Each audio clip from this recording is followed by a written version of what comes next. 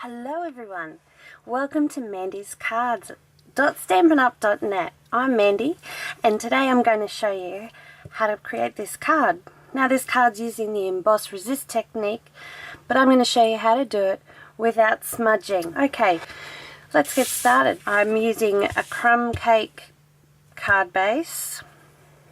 I'm using soft sky behind my actual image, and then I'm going to punch some circles out of some other scraps to go on my background.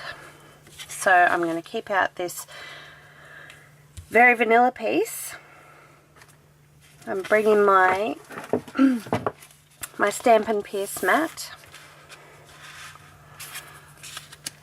because this is a photopolymer set, and when we stamp on flat surfaces there's not a lot of cushion, and this provides just the right amount so that we get a great image. So I'm going to bring in my first image, which is the leaves of the tree. I'm going to ink that up with Versamark ink.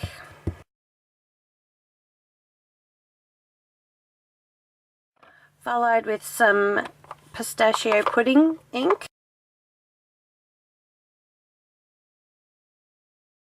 Alright, now I'm just going to, you can see the ink transferring straight onto your work. Perfect. Going to get some clear embossing powder. And I'll just go and emboss that. The next thing we're going to do is ink up our tree skeleton, I suppose. Get that nice and inked up. Place that in your branches, in the leaves. Now you really want to press down because you want to get the branches in between the leaves. There we go. Now I can see that I didn't ink up really well on my stamp there, but I'm okay with that, so I'm just going to leave that the way it is. Now this is where we bring in our brayer, braying tool. We don't need this for this part, but we do need our brayer and a cloth, rag, whatever you'd like to use. Now you want to make sure it's clean, and I want you to just roll straight up and off. Now you can see on there the ink has come off onto your brayer where it was sitting on top of the embossed area, so we're just going to wipe that off.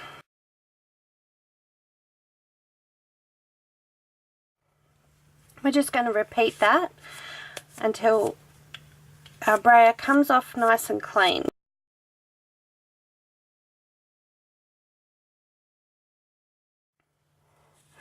And just to pick up any tiny bits we have left, I'm just going to use my rag and just give it the tiniest little squiggle. There we go. Now I'm going to finish stamping my picture. So I'm going to use this image from the stamp set with some Pear Pizzazz ink.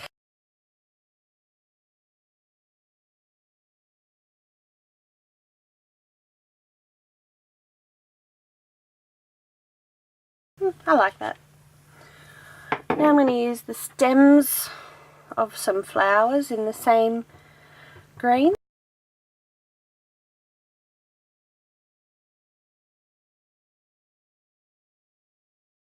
Now I'm going to use crisp cantaloupe for my flowers.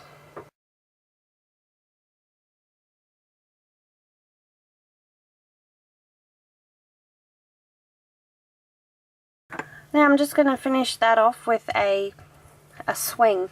Now what I'm going to do with this one is I'm going to use crumb cake ink, ink that up, And then I'm going to use my soft suede Stampin' Right marker and just make the seat of the swing a little bit darker. Line that up in my tree. Oh, I love that. Great. And one more thing to stamp. I have a scrap of very vanilla here, and the sentiment from that step, "You warm my heart."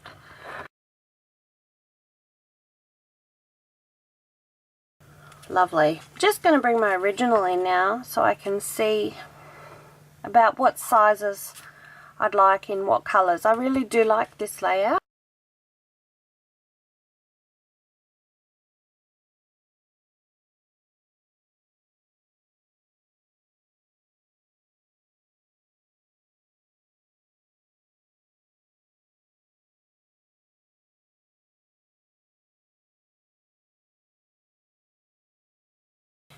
Now I'm actually going to stick all my circles together, and that should be easier to then just lay them on my card.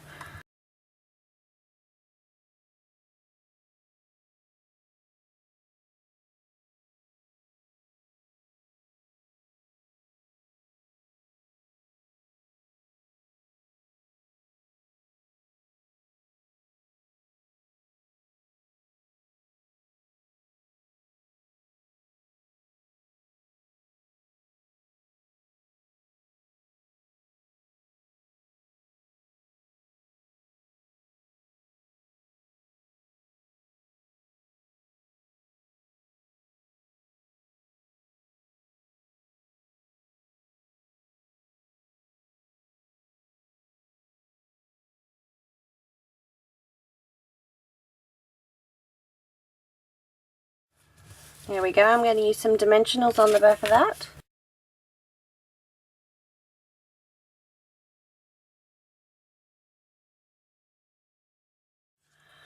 Going to stick this on the front of my card, and that's the back, so I'll make that the front.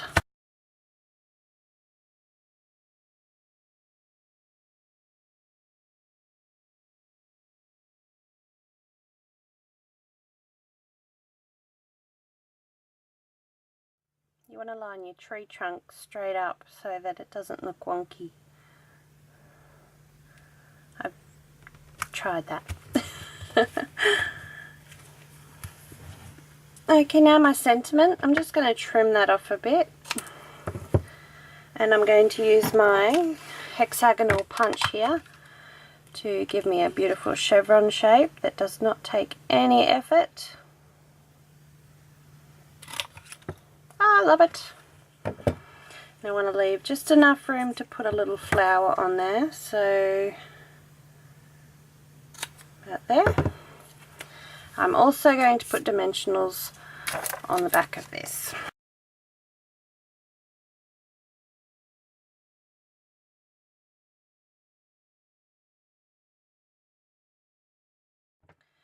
Now for my flowers, I'll just turn them over, and I'm actually going to use glue dots because that makes life easy.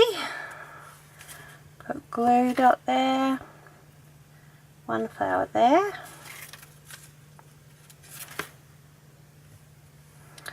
and there,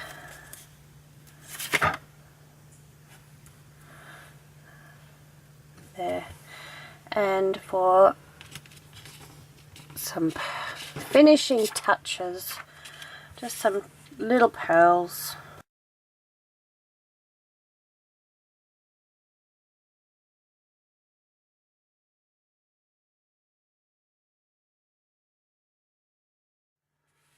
And there we have it, the finished card.